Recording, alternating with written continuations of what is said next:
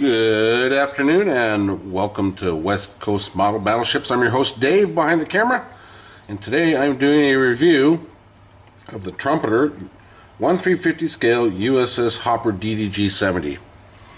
I'll put some slides up for some more of the permanent details to remember. Okay, instructions.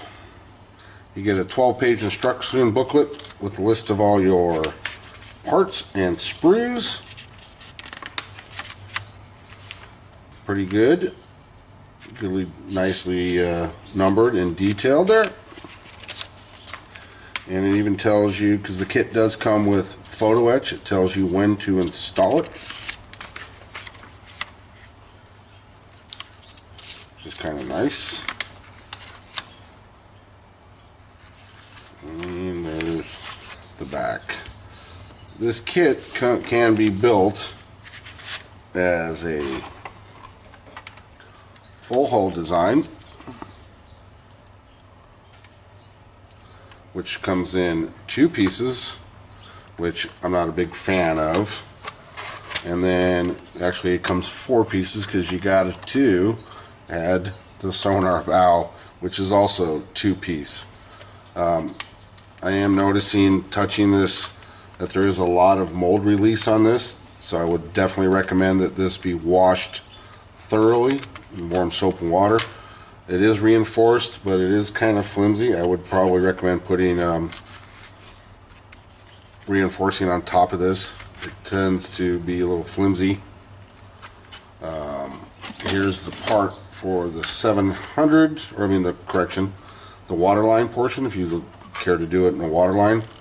And that one's got a lot of it on there too.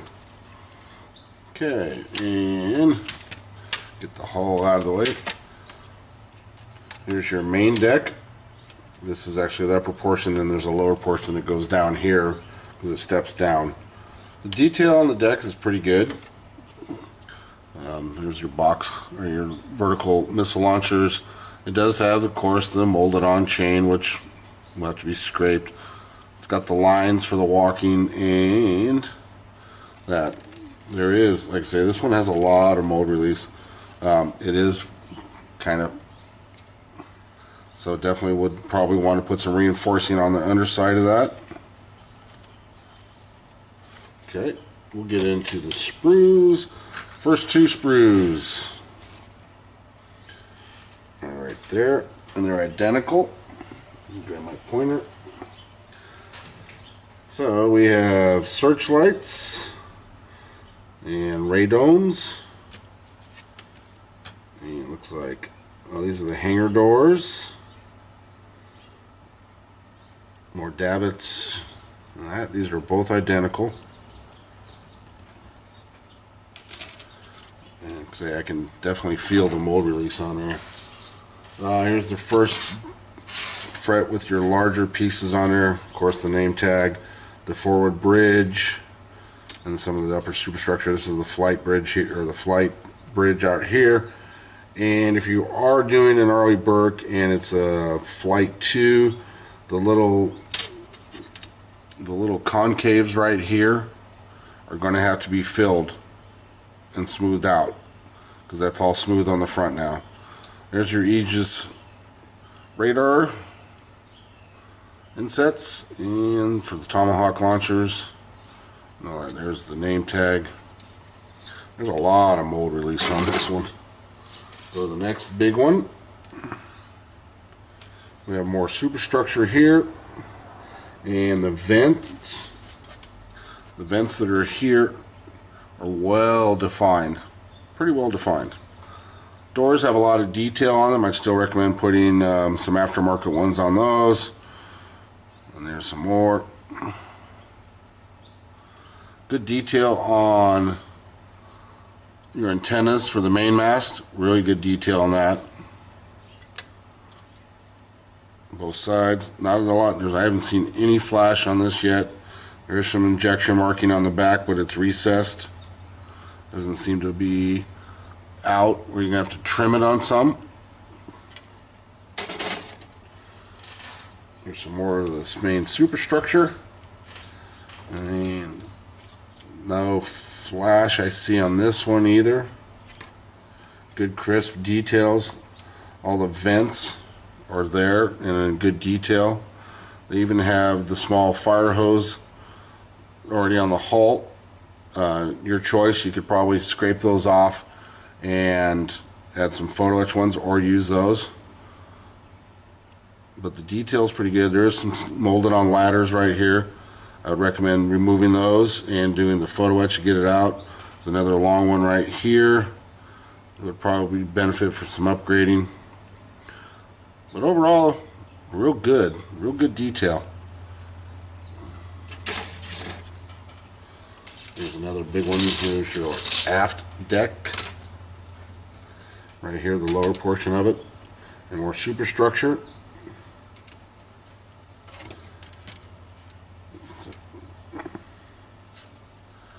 Good lines. Great detail right here on the back section right here. Great detail. There's some old on ladders I'd recommend replacing. So if you haven't got any, I'd definitely recommend buying some aftermarket stairs and ladders. 5-inch barrel. Hard to tell if it has a little hole in it. Great detail on the antennas. You can also make that out of stretch sprue. More great detail. The 5-inch gun is a 2-piece 5-inch gun, which has the seam going right down the middle. Joy. The rest of it is a molded on ladder here. The rest of it looks pretty good. A little photo etch here and there would definitely benefit. The kit does come with some, but it's just the railing. Here's another sprue. Here is your 2-piece sonar dome that goes on the bow. It's got a seam that runs right down the middle so you can see. Good detail on the props right here. Probably benefit if you can find them. Some real brass ones if you want to go that route would be awesome. And this looks like more of your upper antennas. And more venting superstructure. There's your rudders. More. Just little. There's the air horn. More antennas. Not bad. Not bad at all. And then we get into some of we got more. We got some of the weapon stuff here. And the cones for the vents. Right here, since it is a turbine powered ship, basically a big jet turbine that powers it, there's these exhaust nozzles that come out. Got good detail on them. The harpoon launchers have got pretty good detail on them. You can always order veteran models, makes a really good detailed one for that. Radomes, more superstructure parts. Here's your Aegis radar. Comes with one boat. Looks like a rib boat. Yep, rib boat. Nice little detail. Cleats and chocks, and of course there's some chaff launchers here. I see 3, 6, and it looks like these 3 right here. 1, 2, 3. Looks like they got mold, a little bit of a mold warp in them compared to the other ones. Probably be able to fix that. But overall, good detail. Ship's bumps on the stern. Davits, not bad. And then we come to, this is identical again, same thing. This is your nozzles, your harpoons, same things we went over, and then I don't know if you can see it right here. Look at the difference between these two. How these are skewed a little bit, so there is something wrong with the mold in that one. It's the first ship that I've seen that comes with your clear plastic windows. That is the first that I've seen. They're pre-molded and all set to be glued on the inside. You're still going to have to mask this stuff off once you put it in, once you paint, or if you can save it from the bottom would be awesome. I'll let you know as I go along building that thing when I get to this model. Comes with a standard stand, You can paint, play with any color you like. Kind of flimsy, but I'm sure once together it might be decent.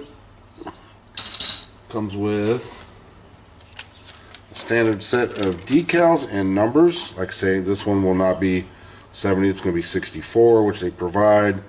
And I don't see ships' names on here, but it does have their, has the helipad, the warning for the box launcher areas, the guns.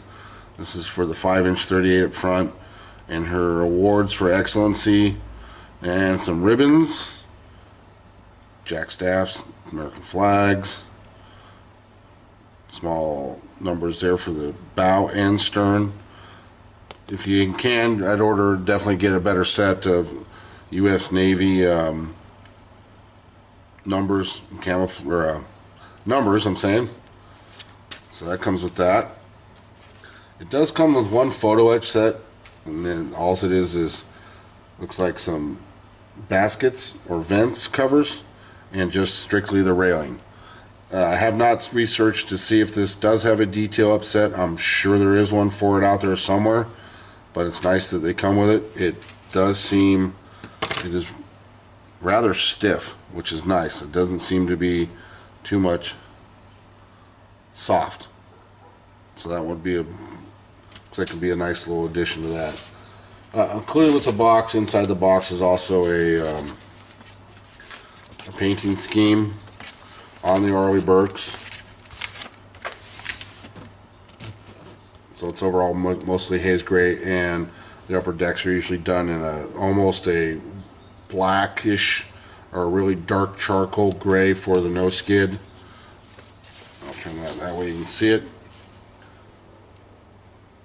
So that is my review of the Trumpeter 1350 USS Hopper Arleigh Burke class destroyer. Like I say, there's a lot of mold release on this. I can feel it.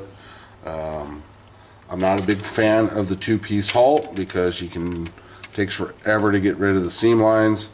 I don't see any other little blemishes on the hull at all, but I would recommend reinforcing some of the areas in there to give it some stiffness, and for the deck.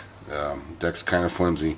Once in there, it may stiffen up enough for you, but you definitely don't want to be working on it, putting it down and have your superstructure pop loose or anything like that. So I'd recommend definitely reinforcing that and your hull if you want to do it. Waterline, or yep, there's your waterline piece.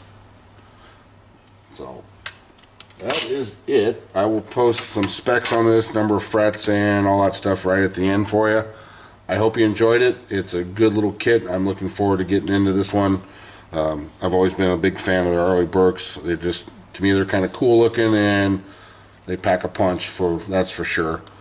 Alright, thank you for watching, and if you have any comments, concerns, questions, please ask away. If you're interested in a shop card, I will trade shop cards. I love to trade shop cards, actually.